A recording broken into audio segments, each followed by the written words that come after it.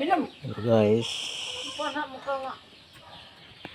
nandito na naman ako para mag-upload ng video. Topic natin ngayon ay tuturuan ko kayong legit nga marker. Tuturuan ko kayo kung paano maghanap ng marker. For example, tulad ng ganito.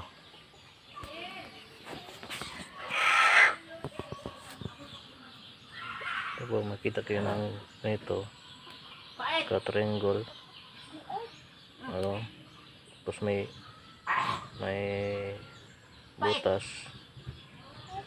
yun, ito, may butas, yun, gilid, doon, butas, tapos yan ang piliin nyo. Huwag kayong humanap ng malaking butas kasi malaking trabaho at saka malalim yung item at mahirapan kayo. Paano malaman kung nakasentro kayo sa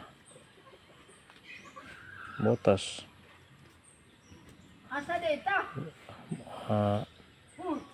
For example, hanapin yung kulay nga puti na bato or lupa. Example, katulad ng ganito. Ito.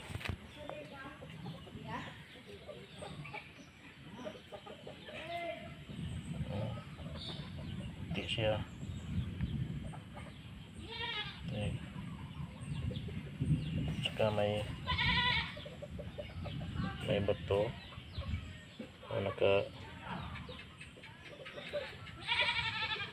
triangle, yan, center yan.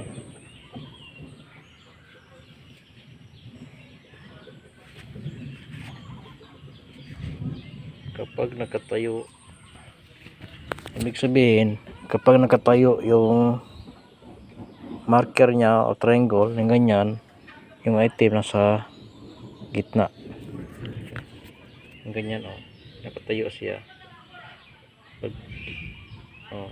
Pag yan ay nakahiga, yung item ay nasa gilid.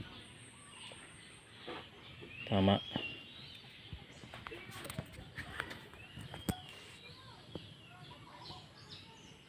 So doon, yan ang entrance. May pyramid pa, ganyan ang hanapin nyo.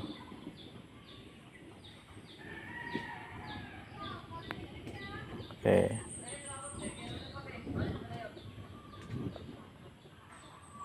Tapos kung baguhan lang kayo kung paano kayo maghanap ng nakadeposito yung item, sundin mo lang yung mga bato. Yung bato is simbolo ng araw yan, yung dulo niya matulis, yun ang sundin nyo. Para mahanap nyo ng item.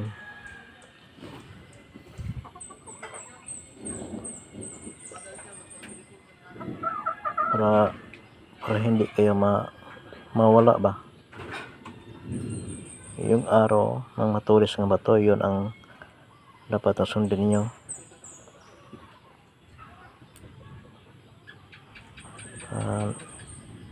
Yun ang muna.